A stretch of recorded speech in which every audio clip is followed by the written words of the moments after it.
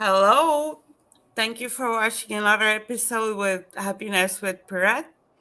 And today's topic we talk about mirror neurons. Uh, that's really new topic. It hasn't been really in science. It's a new thing, and they're still studying it. Some people know about it, some people don't. So we're gonna discuss it and see how you can use it in your everyday life. And for this topic, I had invited Rok Slama all the way from Slovenia. Hi, Rok. Hi, Brett. Um, and we're gonna go right to the topic like we always do. So, Rok, tell us a little bit about yourself first.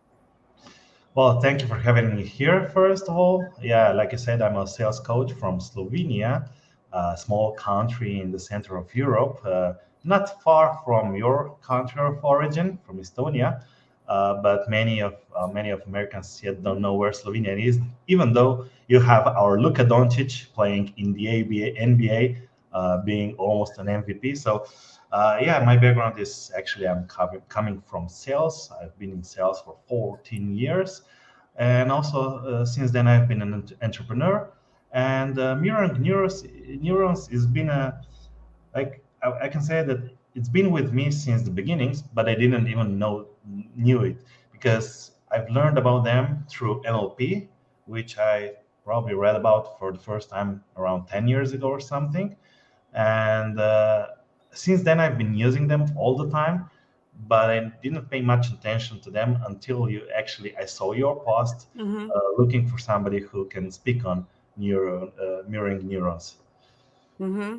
Yeah, for me, it's a really new topic as well because I found it like just about a year ago from one of the book about cell biology, and they were talking a little bit about mirror neurons as well, and neurons are cells. And that made me understand so much more about other things, how people function, and how you can use it to um, in everyday life. But actually, like before I talked with you, I only knew about what they do. I didn't know much about how to actually use them in everyday life. Because Yeah, that you use them for sales, and you were saying you always also use them for parenting even. But let's start about sales. How do you use the neural mirrors in sales? well, maybe I'll begin with explaining a little bit about mirroring neurons, Mm-hmm. which That's good. should be present in our brain. So these are some neurons that are present in our brain and are there just to make us aware of some gestures, some words, some things happening around us that are similar to what we already know. So it's something that it's let's say familiar to us, that we understand, that it's something that we're accustomed to, and so it's there to make us feel better in situations where when these things happen. And this is something that occurs without thinking. It just happens. Mm-hmm. That's why scientists haven't yet proven exactly why it happens or how can we use that in specific. But in sales, in NLP, they've been studying these things for decades already, because we understand that selling is much better to it's much easier to people that like us. And that's why we've been using these mirroring neurons to get people to like us better. And what usually happens is that if we do the same things that they like to do, if we use the same words, we use the same gestures, they will feel closer to us coaches, salesmen, business owners who just want to sell our services to them. Mm-hmm. And that's why we're trying to mimic their behavior. So this is the basics of mirroring neurons, is noticing the similar behaviors in two people so we get closer to each other. That is why people tend to like other people that are similar to them. And and are afraid of people who aren't similar to them, who are totally different.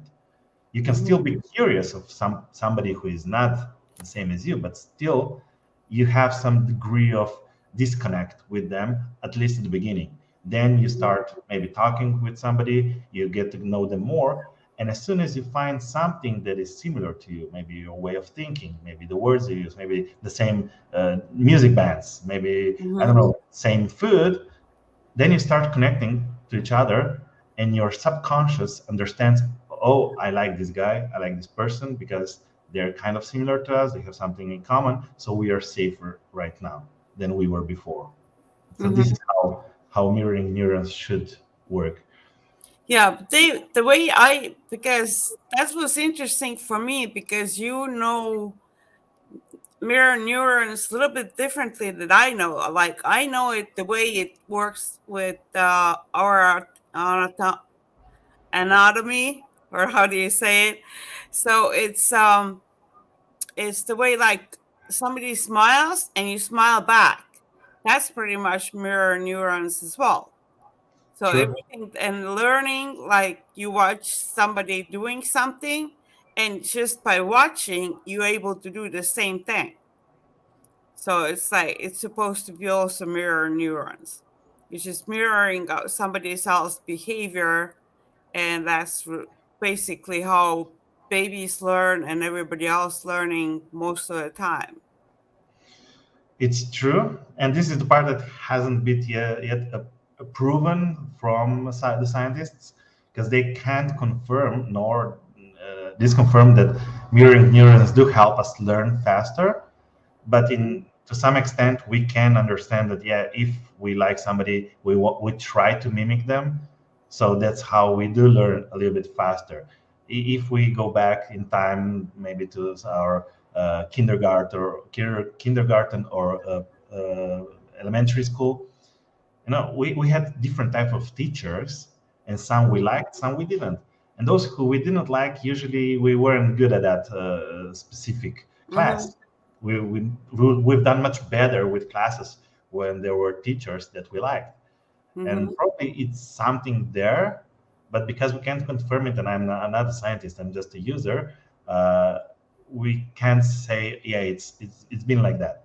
But we Mm-hmm. do know that babies, one of the first interactions that they have with us is smiling, and it's called a social smile. Maybe you've never heard of it, but the first smile of a child is actually a social smile, because they just are mirroring us, not because they are smiling per se, not because they're happy, but because they see us smile all the time. Because usually what we do with babies is smile at them.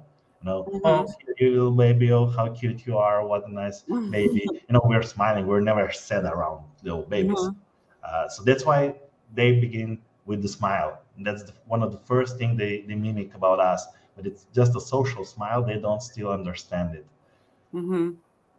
Well, one thing I started thinking about as well with the mirror neurons when I started thinking about it was long time before in the history, like when there was no books, so there was no other way for people to learn than from mimicking others, like Sure.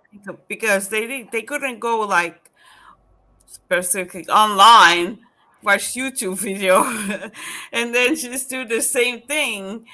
Or like they didn't like let's go to back to like even no books before books. Only way to learn was learning from other people. That's So exactly how it was. Yeah. so Because that's what I'm thinking. Like there probably had to be something to do with mirror neurons as well, because you just mimicking what you see somebody doing and you're doing the same thing. yes, That's what I've been thinking about it lately as well. But like you said, with the babies and everything, like a kids, they start as well, and they start learning, seeing how their parents behave, and they just start mirroring that and behaving pretty much first the way the parents are behaving, or siblings, something around there.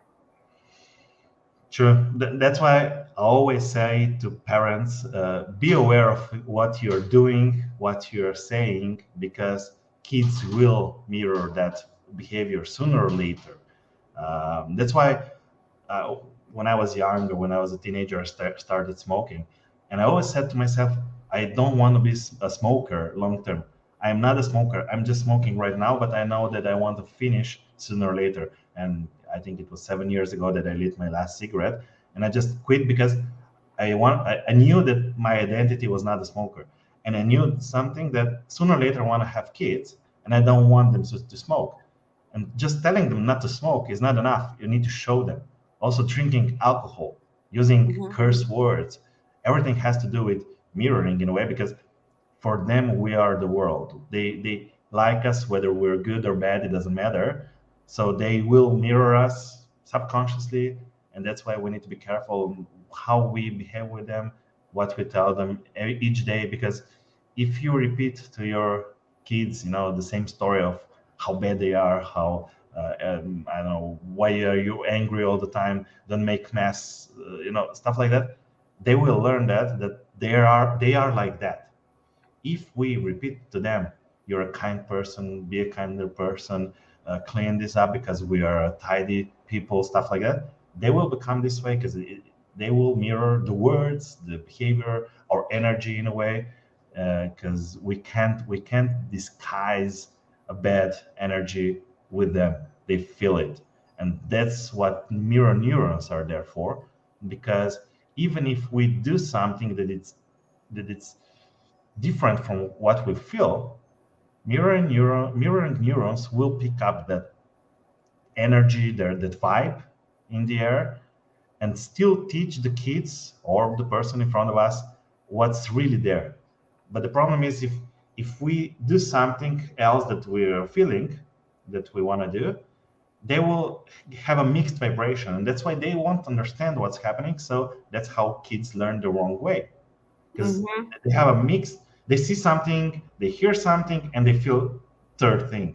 So how Mm-hmm. can they learn what's best? That's Mm-hmm. why we need to think, do, and feel the same way. So it's not a problem if we tell our kids, "Hey, I'm feeling really bad right now. I'm feeling angry at you because you did something bad. Next time, please try to do it better because we're better people than that." Mm-hmm. That's okay. Because okay, now they understand what they're feeling, what they're seeing, what they're hearing, Mm-hmm. and they will understand it for eternity because their subconscious will understand it. And that's how we can raise better kids. I can't say that this will 100% work with every person, but so far I can say that I've been really proud of my kids. He's 3 now, and he's growing into a really good person. That's my goal, to make him a good person. He can decide whatever he wants to do in life, but I want him to be a good person, a good one. And he's really kind to everybody. He does, when he's playing, he can still kick somebody or punch somebody, but at the end, he will always go to them and, embrace them, give them a hug, a kiss, something like that. Mm-hmm. So yeah, mirroring neurons are there, and we need to understand them in order to raise better generations to come. Mm-hmm. Yeah, I believe that too because exactly what you were saying, I wanted to point out when in the beginning they see somebody doing something and they do the same thing, but now when you explain them why it was done, they will actually understand. Like I liked how you said it like in your way, but I want to repeat it to say like um first they're just mirroring the behavior without understanding it. But then when you explain it to them with words, that's the time when they understand what was behind the behavior, why they did it, why somebody else did it, and was it appropriate, was it not appropriate, should they do it again, or should they never do it again, should they go and apologize. So it all starts with that explanation. Yes, explanation is important because each of us understand a different language. Let's say, I don't know. There's a book, Seven Language of Love. It's because Mhm. there's different types of people. Some are visual, some are auditory, some are kinesthetic. That's also from NLP. You have five different main senses, like what you see, what you hear, what you feel, then what you smell, and what you taste. Mm-hmm. And these are our primary senses, and they pick up whatever we learn on our way. And that's why we need to use all different languages to teach somebody on what is right, what is wrong. And also when we teach subjects like in school, we should be using all of these things Mm-hmm. for kids to understand better. But the most important part is this thing with our subconscious and the mirroring neurons, because they will still feel something there if it's not right. We do know when our other half is angry at us, even without them saying it. We all know Mm-hmm. we did something wrong. Mm-hmm. So that's why it's better to communicate openly, because people do feel that something is odd. And that's because also of mirroring neurons, because if we're with somebody, we're close together in a way. Even if two people hate each other, they are still close. They still have a rapport. And mirroring neurons will pick up even those words that weren't said. But because we don't say them, that's why there's conflict. There's relationships that don't work out because a lot is unsaid. A lot of things just pile up or unsaid. Both get mixed messages. It's like when you ask your girlfriend, "Is everything all right?" Yeah, yeah, don't worry about it. But in Mm-hmm. reality, she's mad because you did 10 things wrong Mm-hmm. in a row. But it would be better to express that, because Yeah. now I know what I did wrong. Okay, I'm gonna say Mm-hmm. sorry or not. It depends on how you are, but at least now I understand what you feel, why you're mad, and now Mm-hmm. we can work on that. Yeah, I think that is some habit or like social thing that needs to be changed in the world. Um, for female and like some men might do it as well, but like not to say everything is okay if things are not okay. You know, Yeah, like because saying it's like okay don't to not worry, feel but okay. it's all wrong because then the problem stays and nothing gets resolved. It's like if something is wrong, then you're cool down, think about it a little bit, think about how to say it, how to express it, how to say what was wrong, and then go to the person and saying like, well, this is what bothers me. Don't make it into an argument, but just like have a conversation about it. That's the important thing, not to have it as an argument and not to be upset about it, because person doesn't know, can other person people can't read your mind. So when you're upset, I remember as well when I was younger, I thought like other people will somehow magically know why I'm upset. It's like, how would they know? They can't read my mind. They don't know what I'm upset about. So I learned like if I don't tell them what I'm upset about, they're not gonna be able to respond the way I want them to respond. True, but there comes one thing about mirroring neurons that we can share with the audience right now, and it's the rule that, well, actually you can read minds in a way with using mirroring neurons, because in sales I've been using this for these 10 years, maybe more. Is whenever somebody asks me how can you read somebody's body language, there usually there are books about it and explaining each posture. If you do this, if you do this, if he does this, what does it mean? And there are many logical ways to explain that, and sure, the books work, but there's still that vibe in the air that makes every pose different in different situations. That's why if we want to understand how that person feels, actually, we need to put ourselves in the same posture as they are. That's how mirroring neurons will pick up their the thoughts, their vibe, because they will see, okay, there's something similar between us and them. And Mhm. that's how we actually get into the feeling that they are feeling in the moment, because putting arms like this can mean many things. One can mean I'm close to what I'm closed-minded to what you are saying. The other thing is, oh, I'm just cold. I Mm-hmm. need somebody to warm me up, and it's two different, totally different things. And one means, okay, I shouldn't be telling you anything more because you're not believing me. And the other thing is, hey, do you need some warmth so we can talk a bit more about it? And with just understanding that, we can solve many problems, arguments, or sales. We can use that in marketing too. And that's the part of reading minds. It's not that you actually are able to read minds, but you can read the whole body of somebody sitting in front of you, and you don't need even to move the same way they do. You can just think about being in the same posture, and you will start feeling the same way, because our mind doesn't understand the difference between reality and imagination. It's the same center in our mind. So even if we just imagine us sitting like this, we will start feeling this way, and then we will be able to read the room, the somebody in front of us much better than we did before. So if you really want to learn how to read body language or mind, just use mirroring neurons in your advantage, and start by, first of all, trying to position yourself the same way as the person in front of you does. And the second thing you can try when you master that, try just to think about how that person is sitting, standing, doing whatever, and you will feel the same way.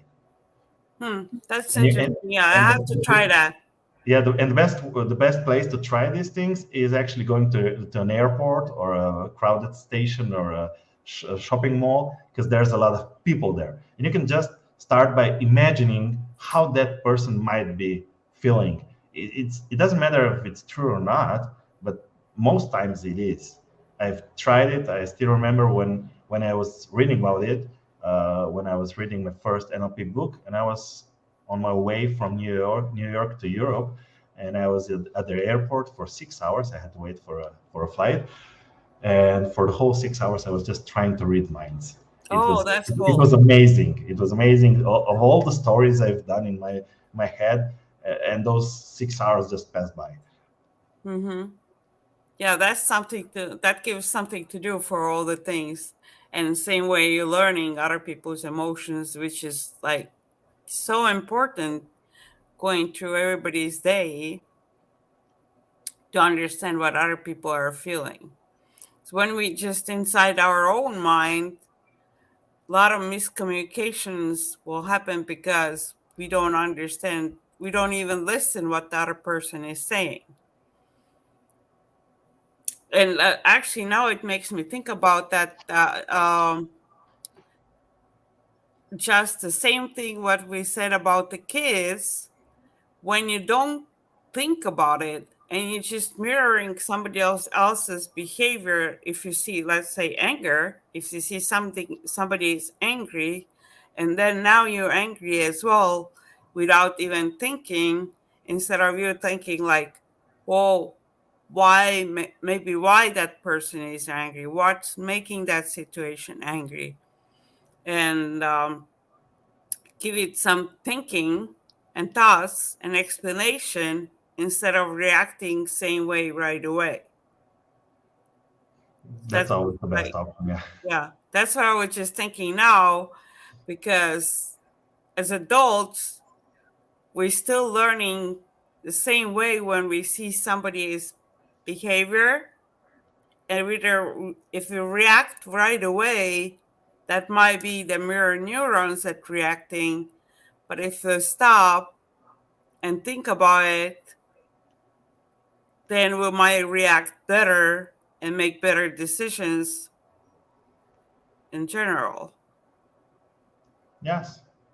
Yeah. And, and companies, big brands, have been exploiting mirroring neurons through Hmm. influencers on our social media, because we tend to buy the same things as our influencers that we are following are buying, because if they like it, we will like it too.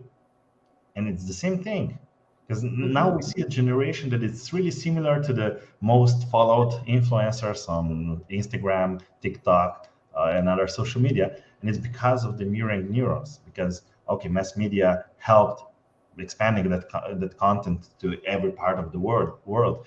20 years we couldn't do that, but 20 years ago we couldn't do that. But nowadays companies are really exploiting this situation in marketing. So mirroring neurons are useful in marketing too, because when you define your ideal client and how they want to feel and what they need and what are their problems and what solutions do they want to buy, you can just put that an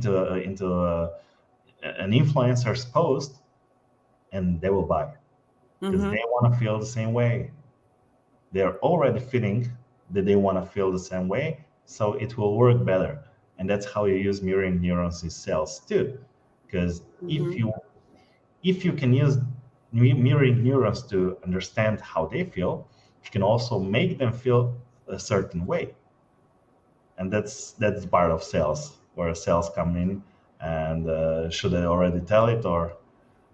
Just in a little bit, let me let you explain in a second because that made me think about like trends.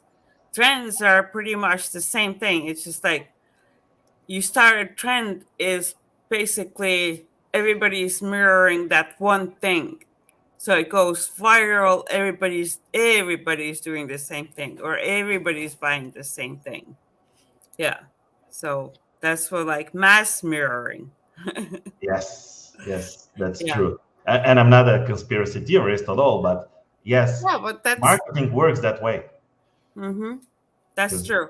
yeah, Well, let's start now teach or tell about the sales. Like how do you do is it individual sales? How that's no, where you use it, your strategies about mirroring for individual sales, or you can probably be group sales as well, sure, or it is it works the separate? same way. It works the same way even you're on stage and selling to 100 people, 1,000 people. It doesn't matter because they're not all your ideal clients, so they will not all buy.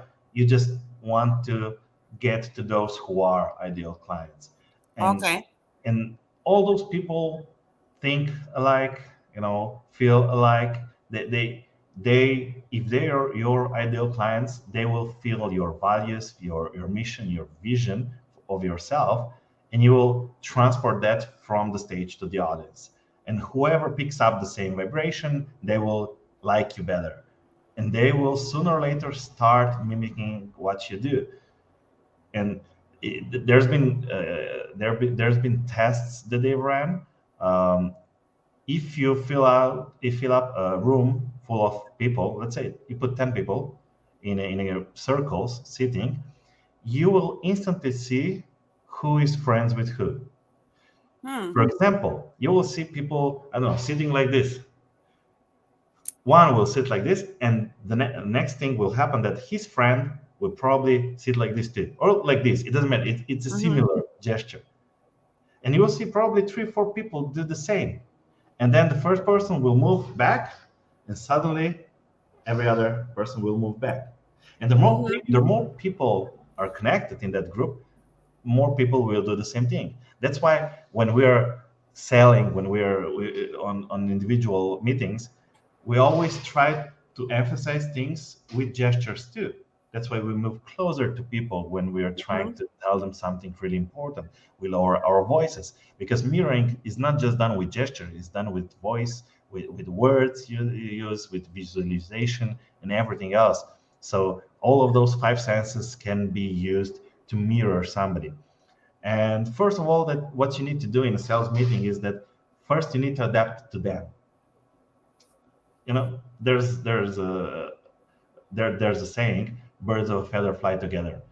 Mm-hmm. People that are connected will do the same things. So if you want to influence somebody, first they need to feel that you're connected to them. They can trust you. So you need to mimic their gestures, their words, their thoughts. And once you do that, they will start trusting you. They will feel a connection to you.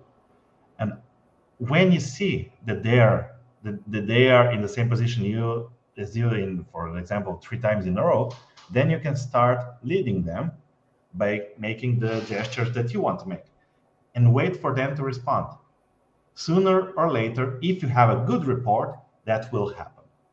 If Mhm. you're building the trust, if you're connecting to each other, it will happen sooner or later that they will move back and forth depending on how you moved. They will cross the legs or write something down, stuff like that. That is normal to see on the meetings. Or they will take a sip of drinks the same time Mhm. as you do because it's normal. We try to mimic it when we're on business dinners or lunches. We try to eat the same time, and it's something Hmm. that we do subconsciously. But if you want to know if you build a good rapport with somebody, first follow them, then start by leading them. And if they follow up, you've built a good rapport. They're Okay. trusting you. And then you can use that to motivate them to buy from you. And when I say motivate, that's because for me it's really important that the motivation behind your sell is something that is positive for the client. Mhm. That's one thing that for me it's one of my core values is that I always make sure that the client that is buying from me gets a bigger value than what they are paying for. Mhm. So that's when I do that, when I manipulate them to make the sale, I am actually motivating them because I know that their life will be better because buying from me.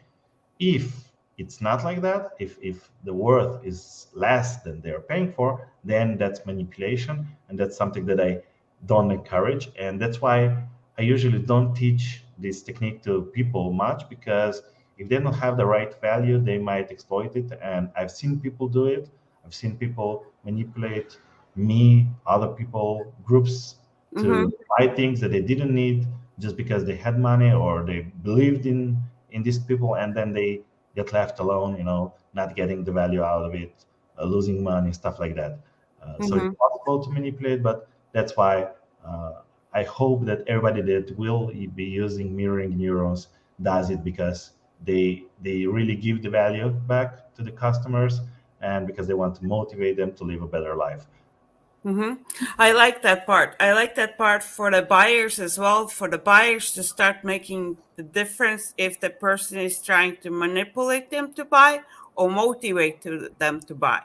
Manipulate is when only the seller gets something back, and motivate is when they actually giving you value.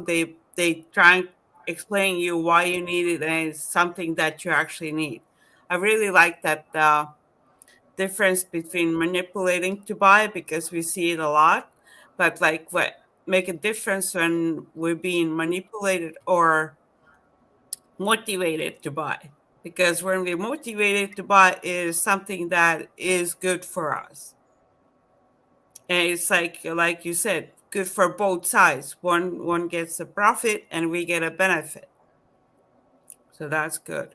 But something was interesting for me as well when you start talking about how you can influence bigger crowds on the stage, because I know you're a speaker as well. So how would you do it on that? Can you tell us some tricks how to do it on a stage? Well, the first thing when you enter a stage, you need to build a report sooner, as quickly as possible. You have basically 3 seconds to be liked. Some say 7 seconds. I would say you have one sentence. That's why I discourage people to come on stage and start. Hey, thank you for having me. I'm Rok Slama. I'm from Slovenia. I'm a sales coach. I'm really glad that I'm on this stage. Thank you for allowing me to share the story. They are not listening to me at all. They don't Mm-hmm. care who I am. I care who they are, and they want to feel that. That is why whenever I enter a stage, I always try to open my speech with a question, maybe with a question, and Mm-hmm. just say, "Raise hands if you've been that, this, and that." You know, and that's how they understand. Okay, I care about them. I'm Mm-hmm. interested in them. So in order to influence them, I need to show them that they matter to me, and that I'm Mm-hmm. not the most important person in the room. Even though I'm on the stage, even though I'm the one speaking, I'm not important. The important is the crowd.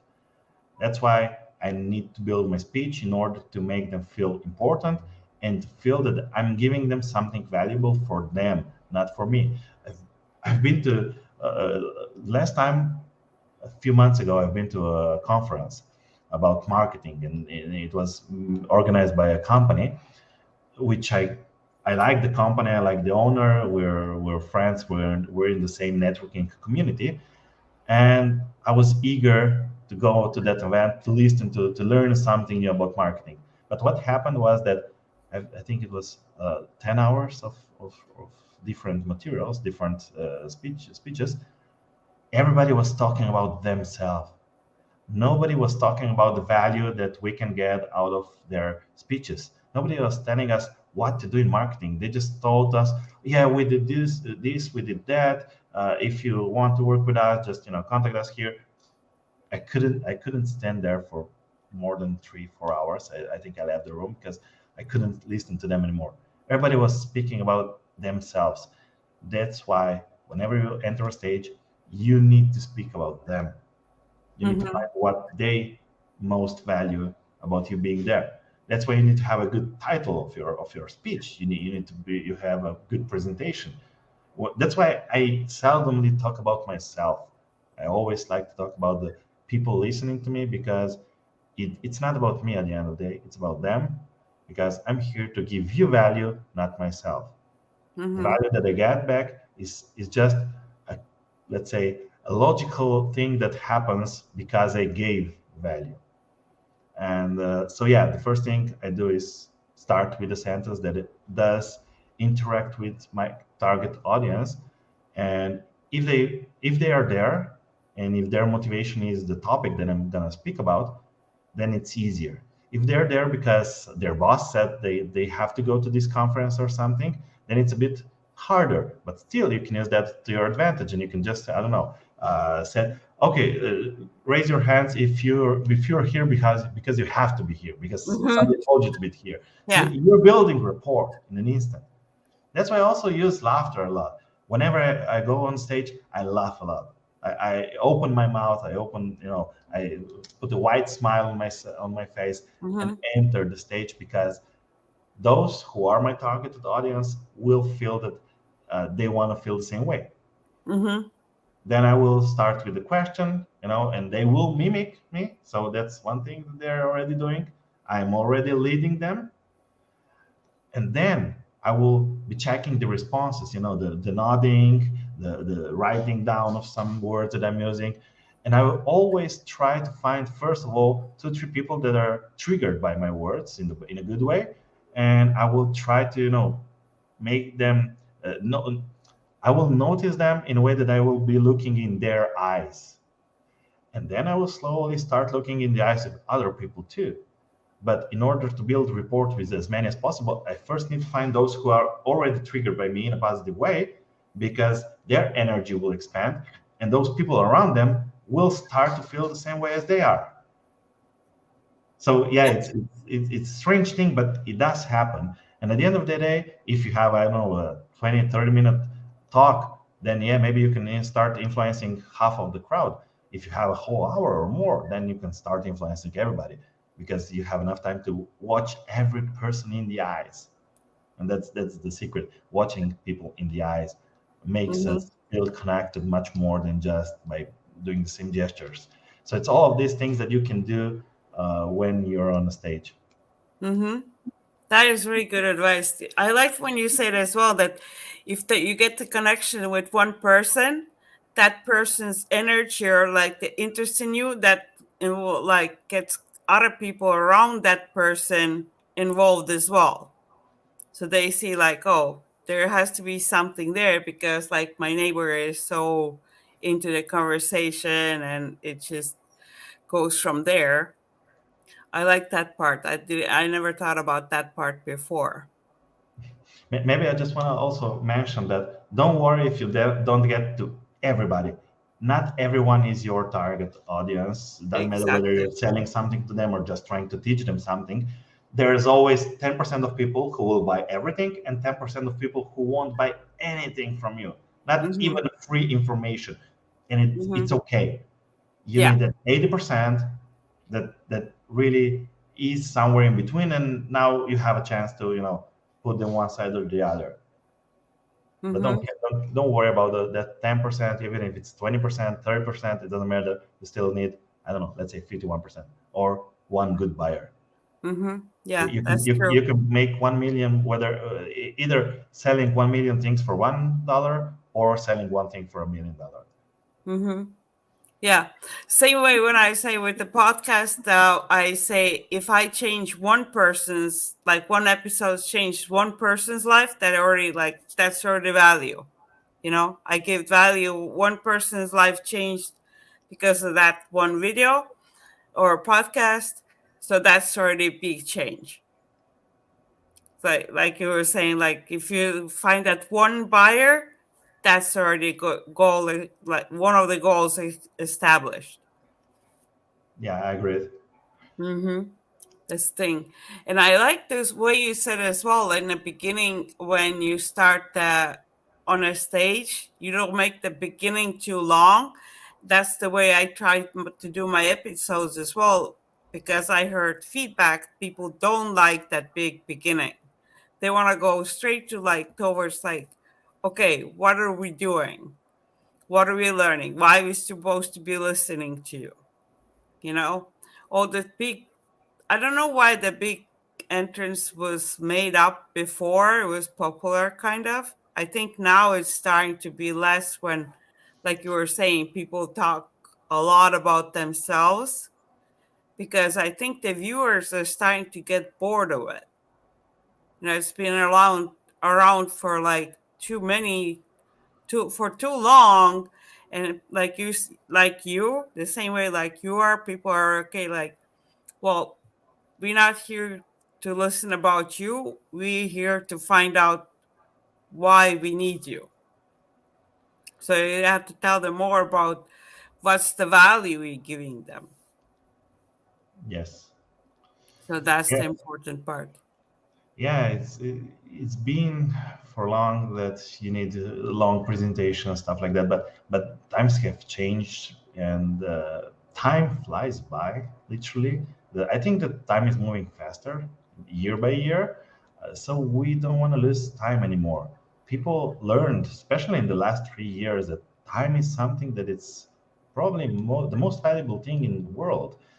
Money is important, relationships are important, but time is something that you just spend and you can't get back. The only thing you can't get back with any amount of money, with it doesn't matter how healthy you are, time is something that is the most precious thing. That's why people want to understand as soon as possible whether you're a giver and you can give them something or not.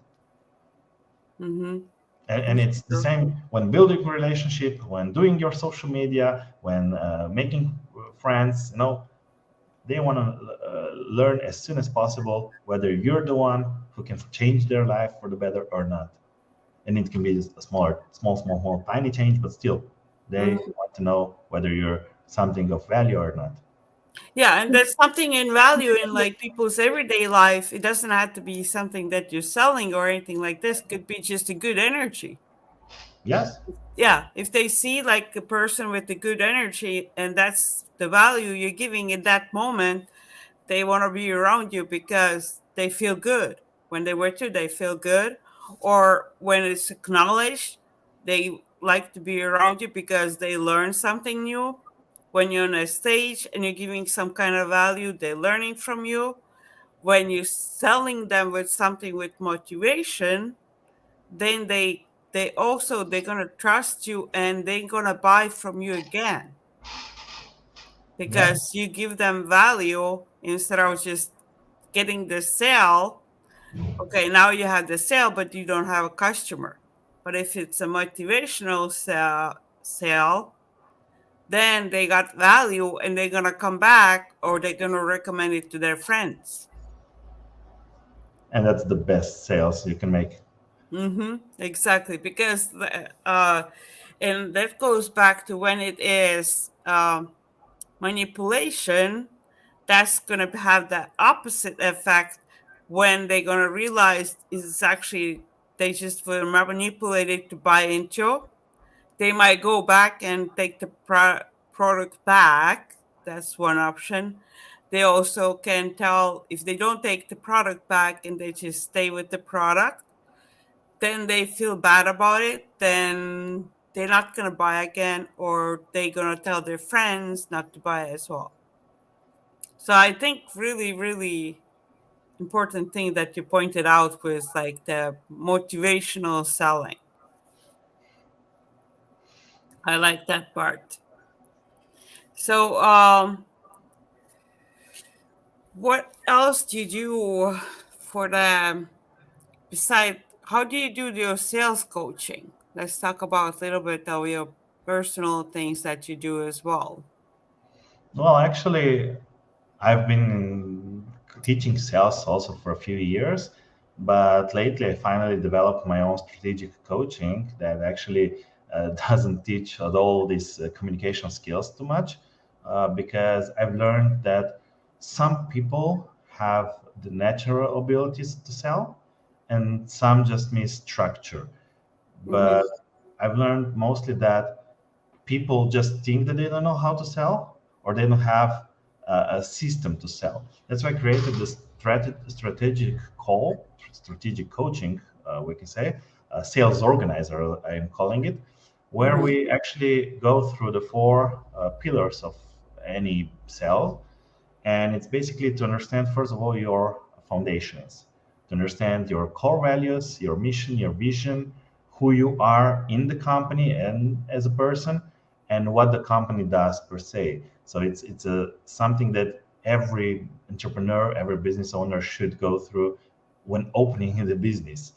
But most of people don't understand how by communicating your own core values or your business's core values, actually you can influence people with mirroring neurons, because those who feel the same way will connect to you much easier, faster than if they don't feel those values or if you don't communicate them at all. Then on the second phase, second pillar, we check on who is your ideal client, and again to understand where they are, what are their needs, their wishes, their wants, stuff like that. Then the third pillar, we check the offer. How are you helping them? What's the challenge that they've been experiencing for, I know, maybe a few years already, and they don't know how to solve, and how you can help them come to the next level, turn the tables, get to the desired goal. And how then you can describe all of that when you have all these three pillars built up. Now you can explain to everybody what you do in one sentence. For example, I help a person or business do something, like solve something, using this technique in such amount of time, and getting them their desired goal. In this Mm-hmm. one sentence, you actually define who is your ideal client, what you help solve, what's the end goal, in what time if it's needed, or if it's not important, you don't need to put it inside, and in what way. So, what's the method of coming there? And then the fourth pillar is something that is sometimes maybe something that people take for granted, and it's basically about sales goals. Because I've been coaching not long ago. I had a person that is teaching ergonomy, and I asked him, okay, how much do you want to earn yourself in a Mm-hmm. month? And he said 5,000 euros.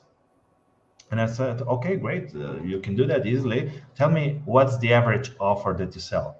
And he said 150 euros for everything that I sell. Everything is 150 euros. And I said, okay, and how much time do you need to deliver that offer, to Mm-hmm. actually do the service? And he thought about it and said, it's about 6 to 8 hours. And I started counting and I saw, wait, you're telling me you need 26 hours a day to be working all the time, paid hours, just to reach your goal. Does that seem realistic? No.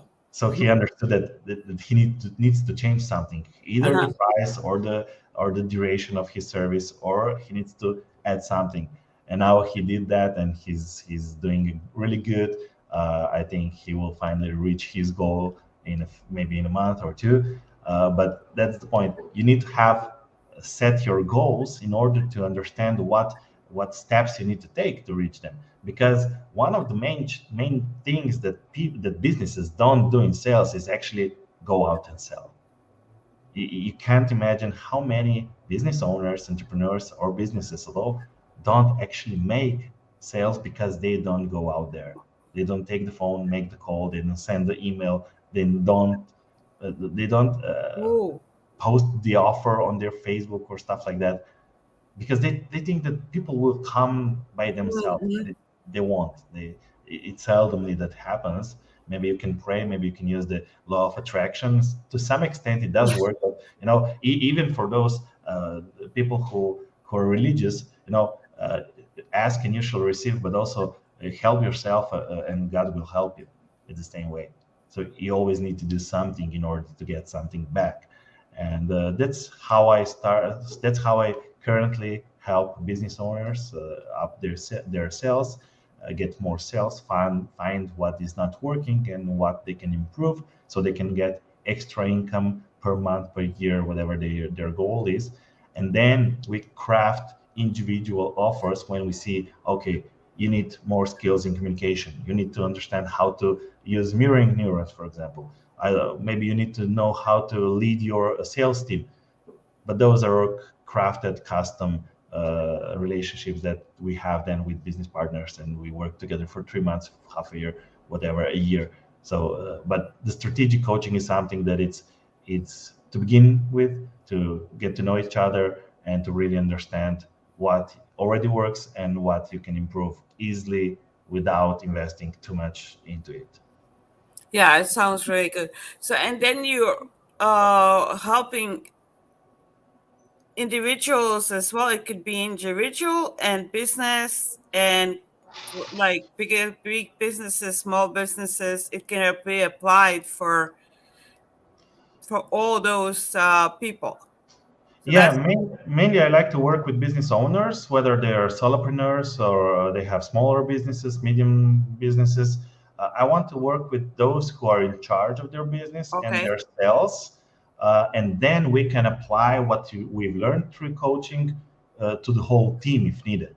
But if the business owner is not into sales or he's not involved, then he can't really understand how important this is. That's why I like to start working with them, so they understand how important it is to set up strategies, the right strategies, to set up their ideal clients and everything. So then they can, even without me, teach this to their teams or do it by themselves. Because once you Mhm. have that, once you understand, for example, one coach, he has around 20 clients per month, let's say, that are recurring and they're mostly coming back every month. On the other hand, he had thousand different clients during the years he's been in the business. And when we were doing this strategic coaching, we found out that he's missing sales because he never actually offered these thousand people what he's offering right now. These people came in his office, I don't know, 10 years ago, 20 years ago, but his business changed. It evolved. Now he Mhm. has lots more to give, but he never once sent any email to any of them. So if you find out this important information, it doesn't matter whether you know how to communicate, whether you know how to write the best email, because sending thousand emails just saying, hey, I'm here if you need me, is still much better than not sending at all. Mhm. So just with this coaching, you get a lot of value and you understand what you can do to up your sales in the next day if possible. Mhm. In my below that this episodes, there's going to be links to contact you as well, but your emails and everything from this website, they can get like your email connections and phone number and everything from that website to contact you first, right? Yes, yes, and also I think there's a short booklet on marketing, no, on Hmm. networking that I wrote. So if you sign up to my email, even though I actually must admit I don't send many emails to that list, I haven't been active as much because I've been much more into one-on-one coaching lately. But I hope I will find time to actually get in touch with all those subscribers. And there's also a secret hidden link to my Calendly. So if anybody wants to squeeze in a half an hour call, you can always do that. I'm always happy to meet new people because I'm a business owner, but I'm also a networker and a part of a bigger global network with 300,000 entrepreneurs all around the world. So whether you need any interesting connection in 74 countries, just book a call, send me an email, and I will try to find the best fit for you. But mostly in Slovenia. But anyway, like I can really do it in any part of the world. Yeah, I definitely recommend to look up the website and see because of the sales training, but also like you were just saying, the context, being able to be in contact with so many different people in different countries. That's a big value. And also their language language is not always a barrier. You can get English as international language and you can always figure out things around it. Yeah, but I also believe that everybody should know a little bit Slovenian, so it's me How to learn. do you say hi in Slovenian? Really. How do Uh, you say it? uh, well, actually have zdravo, dober dan. There are many ways because it's like hello, good day, whatever, whichever you want to choose. But mostly is zdravo Stravo. or yeah, zdravo, which means hi, hello, or Mm-hmm. dober dan, which means good day. And these are the two most used. But also we say a lot of hey, hello, hi. So Mm-hmm. we use a lot of English, especially the younger generation uses a Mm-hmm. lot of English. And we've been said that Slovenia is one of the best countries to travel to because many understand and can speak at least a little English, so that we can point you around, show you where the best restaurants are, and stuff like that. And we Mm-hmm. also many of us understand also can speak German or Italian because we live on the borders. Uh, Not to mention Balkanic languages, which are pretty similar to one another, so we understand each other Yeah. pretty much perfectly. How do you say thank you? Hvala. Svala? Hvala. With an Hvala. H. Yes, hvala. Hvala. I'll say that in the end. But uh, from every guest, I always ask one question. It's a little bit different. I always ask, in your opinion, what is happiness? In your, from your point of view. That's a good question. Long ago, I tried to define success too, and I think that happiness really comes close to definition of success, which to me is just uh, having uh, understanding what is it that you want and actually living up to that. I think that's happiness. So, Okay. understanding what are your wishes, your wants, your goals, or it can be your professional or personal life, doesn't matter, and actually being on your path toward there. Because when you're not, I know for myself, I feel lost and I feel sad when I don't have those goals or I'm not on the right path to them. And that's why I check my values regularly to see whether I'm missing something, whether I forgot something, and then I try to readjust myself to find the right, to take out the compass and point it toward my goals and my values. So yeah, happiness is doing what you truly want. Mm-hmm. And other one is name few things, like maybe two or three things that in everyday life make you feel happy. Simple little things. Little things. My kid and my family, for sure. That's Mm-hmm. the first thing. Second, I must say football or soccer, whichever works better for you. And networking, but not just professionally, also with friends and people that I like. Uh-huh. So being in touch with people overall fills me up with energy quite a lot. Yeah, the last one is for me for sure too. So good. Okay, the hour's going by fast. Yeah. We got a lot of things out of it and a lot of options to use mirror neurons in parenting, in sales especially.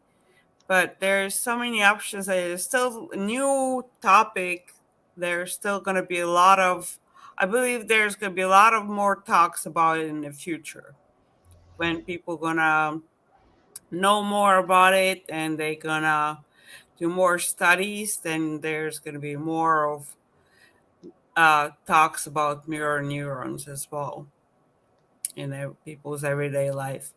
So I kind of forgot about how to say the thank you already. So Hvala. I have to like, wait, Hvala. hvala. Yes.